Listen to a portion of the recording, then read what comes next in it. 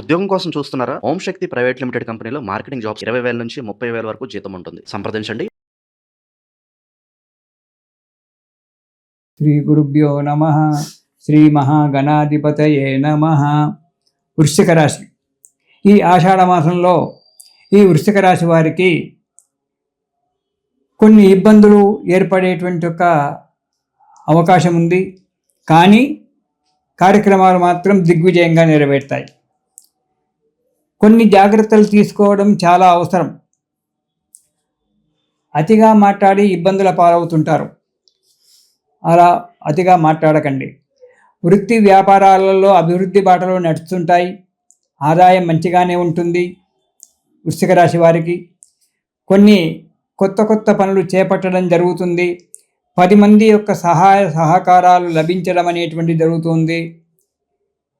ఇంతకుముందు ఉన్నటువంటి ఒక ఏవైతే ఇబ్బందులు ఉన్నాయో అవి తొలగిపోవడానికి మంచి సమయం ఆసన్నమైంది. 10 మందికి ఉపయోగపడేటువంటి యొక్క కార్యక్రమాలు చేయడం వల్ల పేరు ప్రతిష్టలు పెంపొందడం జరుగుతుంది. విదేశాలలో ఉన్నటువంటి వారికి ఉద్యోగాలు లభించడము, అనుకున్నటువంటి ఒక కార్యక్రమాలు నెరవేరడము అనేటువంటిది జరుగుతూ ఉంటుంది. కానీ అనవసరంగా ప్రతి విషయం గురించి ఆలోచన చేసి మనస్సును పాడు చేసుకుంటారు. అది మాత్రం వద్దు. ఎంతవరకు అవసరమో అంతవరకే ఆలోచించండి. ఆ పని గురించి ఆలోచించి అక్కడితో దాన్ని ఆలోచన పక్కకు కట్టిపెట్టండి. సంతోషంగా ఉండడానికి ప్రయత్నం చెయ్యండి. ఇక మొదటి వారం కనుక చూసుకున్నట్టయితే ధనలాభం బాగా ఉంటుంది. కులాచారముల యందు మంచి శ్రద్ధ చూపిస్తారు. పెండింగ్ పనులన్నీ కూడా పూర్తవుతుంటాయి. ధనలాభము, మిత్రలాభము రెండూ కూడా జరుగుతాయి. మంచి ఆశించినటువంటి ఒక ఫలితం వస్తుంది.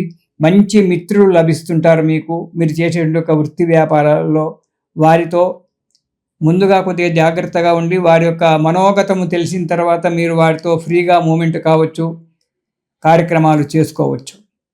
ఇక రెండవ వారం కనుక చూసుకున్నట్టయితే నూతన గృహం కొనుక్కోవడం కానీ కట్టుకోవడానికి కానీ ప్రయత్నం చేయడం అనేటువంటి జరుగుతుంది. సరే, కొన్ని ఇబ్బందులు ఏర్పడుతుంటాయి. ఆ ఇబ్బందులు ఏర్పడినప్పటికీ తొందరగానే సమసిపోతాయి. ఈ ఇబ్బందులు తొలగిపోవచ్చు, కానీ బంధువుల వలన ఇబ్బందులు వస్తాయి. దాని విషయంలో చాలా జాగ్రత్తగా ఉండండి. బంధువులు ఎవరని చెప్పలేము.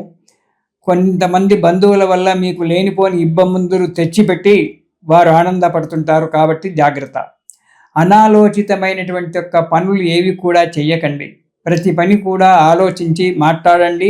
ఆలోచించి అడుగు ముందుకెయ్యండి. ఇక మూడవ వారం కనుక చూసుకున్నట్టయితే మనోధైర్యంచే అడుగు ముందుకేయడం జరుగుతుంది. కార్యక్రమాలన్నీ కూడా సఫలీకృతమవుతాయి. రుణబాధలు కూడా తగ్గిపోతుంటాయి.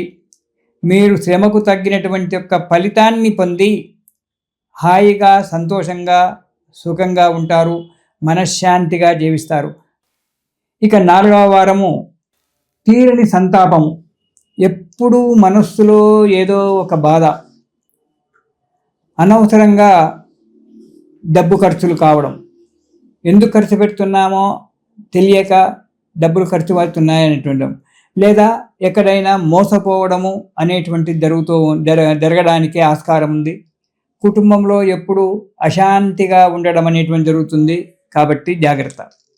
కానీ కొన్ని చిన్న విషయాలు అనుకోకుండా మధ్యన వస్తుంటాయి. కాబట్టి దాని గురించి మీరు ప్రతిరోజు కూడా ఆదిత్య హృదయము అనేటువంటి ఒక దాని స్తోత్రాన్ని ప్రతిరోజు పారాయణం చేసినట్టయితే మీకు ఆ సూర్యనారాయణ మూర్తి వల్ల సమస్తమైనటువంటి ఒక కష్టాలు తొలగిపోయి సుఖంగా, సంతోషంగా ఉంటారు. ఈ ఆదిత్య హృదయం ప్రతిరోజు పారాయణం చేయడం అలవాటు చేసుకోండి. ఆ స్వామి యొక్క దయ వల్ల సుఖంగా, సంతోషంగా ఉంటారు. ఇది విష్ణుమూర్తికి శయనేకాదశి అని చెప్పి అంటారు. అంటే దక్షిణాయనం ప్రారంభం కాగానే ఈ రోజు నుంచే దక్షిణాయనం ప్రారంభం అవుతూ ఉంది. మనకు సూర్యుడు కర్కాటక రాశిలో వస్తున్నారు. కర్కాటక సంక్రమణం అంటారు. ఈ రోజు నుంచే దక్షిణాయనం అంటే ఈరోజు 18వ తారీఖు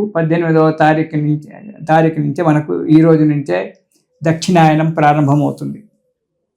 ఈ దక్షిణాయనం ప్రారంభమైనటువంటి యొక్క మొదటి ఏకాదశి అయితే ఉంటుందో సామాన్యంగా. అది శయనే ఏకాదశి.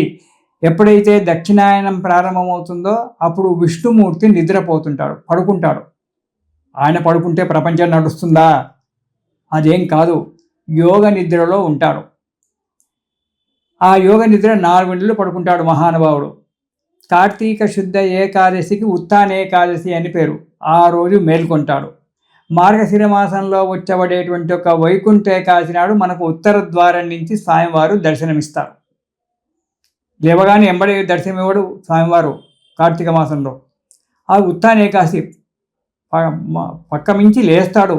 లేచి శుభ్రం కావాలి, ఫ్రెష్ అయిపోయి అప్పుడు వచ్చి మనకు మార్గశిర శుద్ధ ఏకాదశి లేకుంటే అప్పుడో ఆ వైకుంఠ ఏకాదశి ఎప్పుడు వస్తుందో ఆ వైకుంఠ ఏకాదశి నాడు స్వామివారు మనకు ఉత్తర ద్వారం గుండా దర్శనమిస్తాడు. ఈ చాతుర్మాస్యాలు ప్రారంభమైనప్పటి నుంచి ఈ తొలి ఏకాదశి నాటి నుంచి విష్ణు పూజ చేసుకోవడం చాలా మంచిది. దేవతలంతా కూడా నిద్రపోతూ ఉంటారు. పూర్వకాలంలో అయితే ఈ దక్షిణాయనంలో ఏ కార్యక్రమాలు చేసేటువంటి వారు కాదు, చాలా మటుకు తప్పని పరిస్థితులలోనే చేసేవారు, భగవంతుడు నిద్రపోయినాడని చెప్పి. అయితే ఈ దక్షిణాయనంలో మనము రేపు తొలి ఏకాదశి నుంచి విష్ణుమూర్తి యొక్క ఆరాధన చేసుకోవడం చాలా మంచిది. స్వామివారికి తొలి ఏకాదశి నాడు పొద్దున్నే తలంటి స్నానం చేసుకొని విష్ణుమూర్తి యొక్క విగ్రహాన్ని పూజ చేసుకొని స్వామివారికి ఈ ఒక రోజులు మీకు 4 నెలలు వీలు కాకపోతే ఒక్క నెల రోజులు కూడా వీలు కాకపోతే ఒక్కరోజు ఒక వారము ఆ స్వామివారికి అష్టోత్తర నామాలు చెప్తూ తులసీ దళాల చేత పూజ చేయండి. ఎప్పుడైతే మనం స్వామివారు సేవించినారో తులసీ దళాల చేత గనక మనం స్వామివారికి విష్ణుమూర్తికి గనక మనం సేవ చేసుకున్నట్టయితే కార్యక్రమాలన్నీ కూడా మనకు నెరవేరుతాయి. ఇది మనము ఆషాఢ శుద్ధ ఏకాదశి నుంచి మనకు చాతుర్మాస్యాలు ప్రారంభమవుతాయి. ఆ తర్వాత పౌర్ణిమ రోజు గురు పౌర్ణిమ అనేటువంటిది వస్తుంది.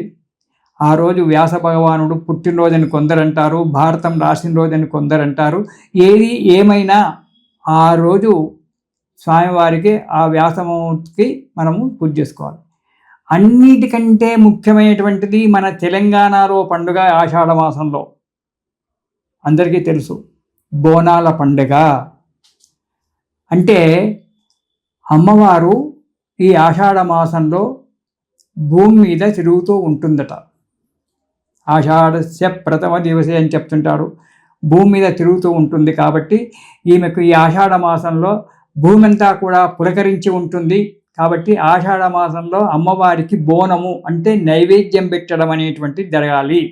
ఆమె సంతోషపడుతుంది, భూమి మీదకి వచ్చింది కాబట్టి అమ్మవారు ఆమెకు ఈ ఆదివారము గురువారము ప్రతివారము ఎవరెవరి యొక్క సాంప్రదాయాలను బట్టి ఆ రోజు అమ్మవారికి పాయసాన్నము నైవేద్యం పెట్టి ఆమెను తృప్తిపరిచినట్టయితే సంవత్సరం అంతా కూడా మనం సుఖంగా ఉంటామని చెప్పి మన తెలంగాణలో ఉన్నటువంటి ఒక ముఖ్యమైనటువంటి ఒక ఆచారము, చాలా పెద్ద పండుగ ఇది.